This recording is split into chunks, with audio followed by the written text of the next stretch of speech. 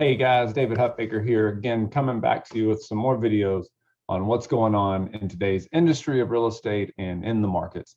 Backed by popular demand, maybe popular is the wrong term, but backed by demand. I wanted to get in front of you guys. There's a lot going on in the market, and so I wanted to start sharing some information again with you via video at least once a week.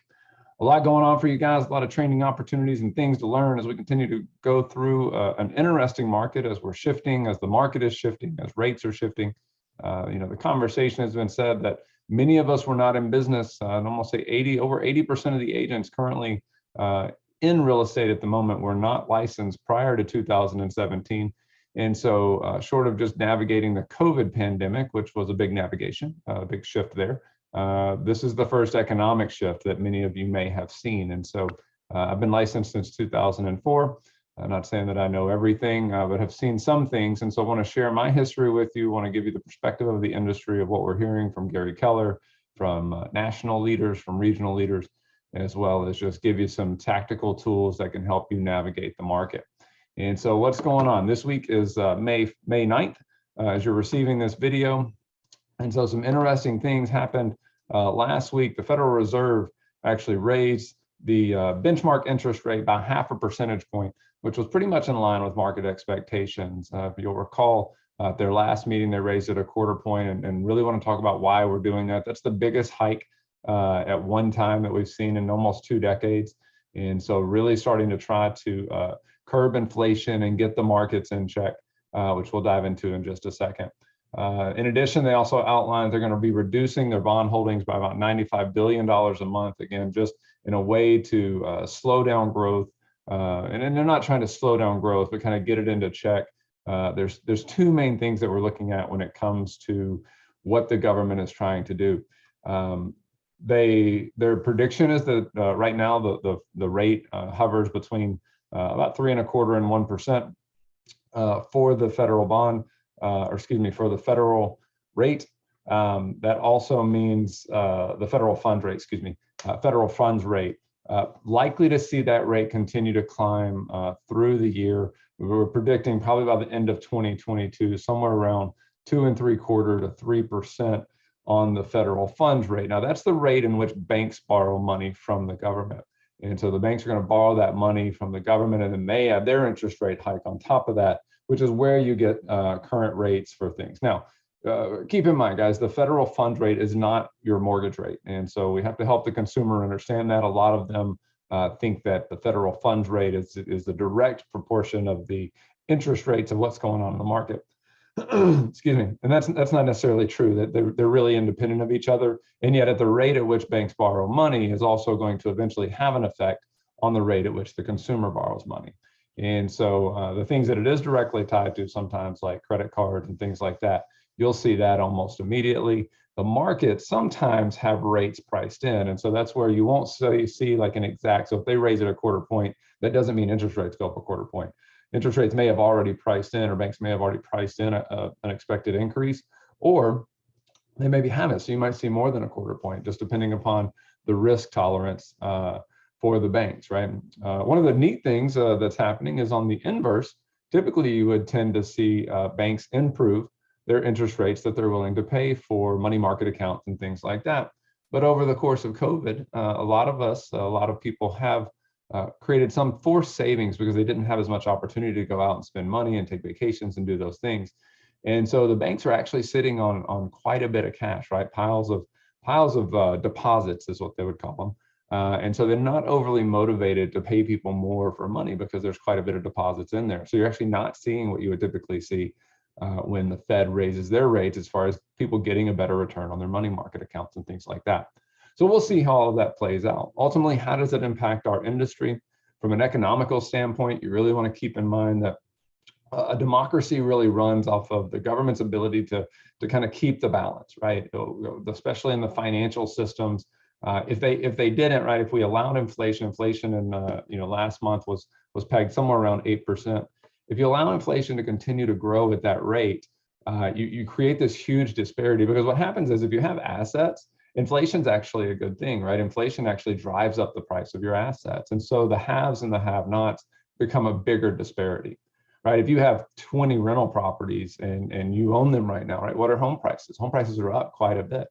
And a lot of that is starting to become a result of you're seeing like gas prices are up, home prices are up, the cost of goods are up, the cost of your groceries at the grocery store up. Everything is up a lot more than than the government would really like to see it up, because it's just not sustainable at that rate. We know in this industry, even the home price appreciation, 20% year over year, guys, just unsustainable and unhealthy. And anytime you see some extreme like that happening, we have to recognize that at some point it has to be, I hate to say pay the piper, right? But at some point we got to pay up, right? We got to take our medicine for that imbalance.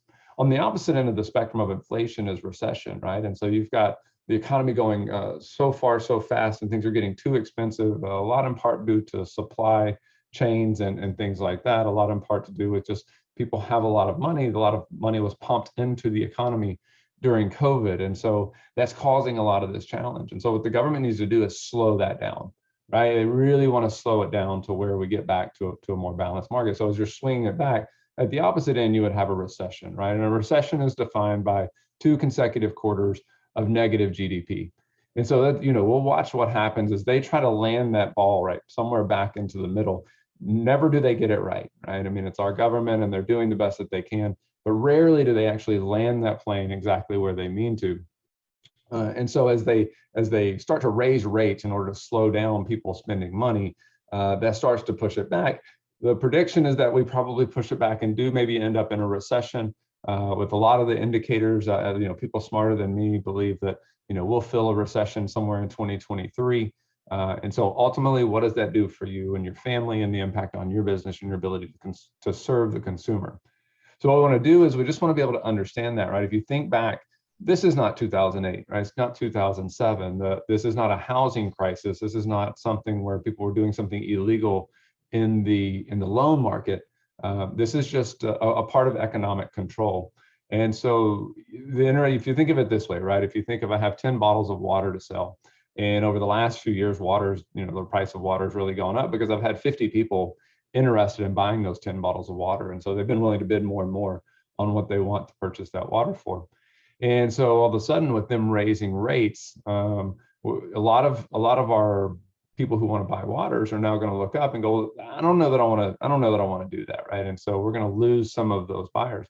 So as you look up, if you're representing some of those people that was important to them, right? That affordability, that interest rate, and all of those things were causing them to make a move or maybe knocks them out of buying some of the bottles of water, if you will. You look up and you go like, oh my goodness, so we don't have 50 people now that are going to want to buy those 10 bottles of water.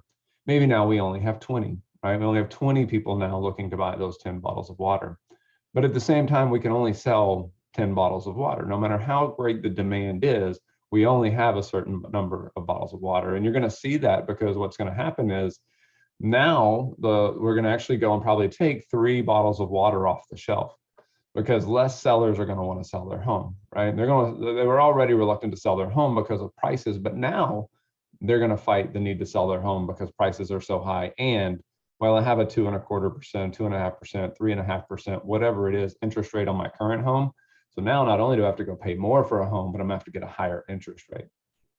So what you'll see over the coming months is you'll see more creative loan term options for people to be able to afford homes, right? Don't worry, even in the late 70s, early 80s, anytime around any of that, you still saw the lenders come up with creative ways for people. I mean, people were buying homes at 21% interest rate, right? And there were creative ways to do that to make it affordable. So just breathe through the part that like we will find solutions for the consumer to still continue to move. What our problem is going to be is if you were working with the, let's say 25 or 30 people that chose not to move now, not to buy the water because of the rates, then it's going to feel like you just lost business.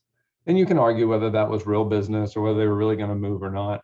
Now a lot of people will start kicking themselves, but in going forward, right, if you're representing the people who are still a little bit immune to the interest rates, right, either they're cash buyers, they're investors, they're builders.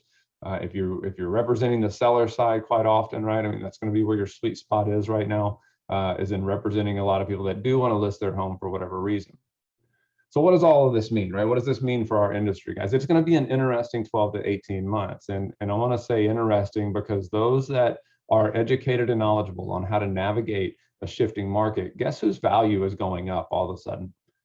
The trained professionals, right? The trained professionals that understand what's going on and can articulate this to the consumer. The consumer is going to be highly emotional as all of this happens because we're dealing with their personal finances in their houses, right? And so as they're highly emotional, we just want to have the logic. We're not there to sway them one way or the other, but we're there to inform and educate. And let's be honest, over the last few years, that might not have been as relevant of a trait for an agent to be able to do. And so I'm going to encourage you to go ahead and tap into the training because you're going to want that now. We're going to see the market's still going to continue to be good through 2022. We don't expect prices to come down simply because there's still 20 people out there and only 7 to 10 bottles of water, right? And so the demand for what is available, supply and demand, general economics is going to tell us nothing is really there to drive the prices down. We should see them flatten out. In fact, I was chuckling because someone said we may only see a 4 to 6% appreciation in home prices. And in any given year, that's actually a really good appreciation rate. And so even if it were 2 to 3, I think we'd all be pretty stoked, just given that most people have made 20% over the last year. So we don't expect to see prices come down. What you want to be able to do is educate your client on the current conditions and climate of the market and be able to forecast kind of what's coming in the next few months. When you can do that for them, you can help them make an educated decision, whether it makes sense or not for them to make a move. But in order to have an educated conversation with them, you're going to need to learn the lingo and be able to articulate what's going on in the current market conditions. And I want to encourage you to be intentional over the next 6 months about attending training classes, about going and getting around these conversations.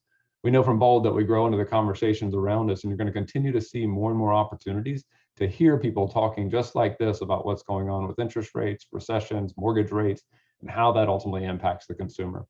I'm going to encourage you to check us out on the Six Cells website and look for upcoming trainings as we continue to go deeper, and check with your market center about upcoming trainings about how to navigate a shifting market and how we're going to move and take territory as we continue to move forward. A well-educated and trained real estate professional will actually sell more homes in the next 6 months. And actually after the next 6 months, if you can articulate that conversation, you're going to sell more homes in the next 18 months because you're going to see the market share that you take in a shifting market, you rarely get back on the return as it goes back up. Guys, I hope that this is helpful. Please reach out and let me know if you want more training, if there are specific topics that you guys want to talk about. Can't wait to see what you do in the next 6 months and how your business grows and how you develop as a professional. Talk to you soon, guys.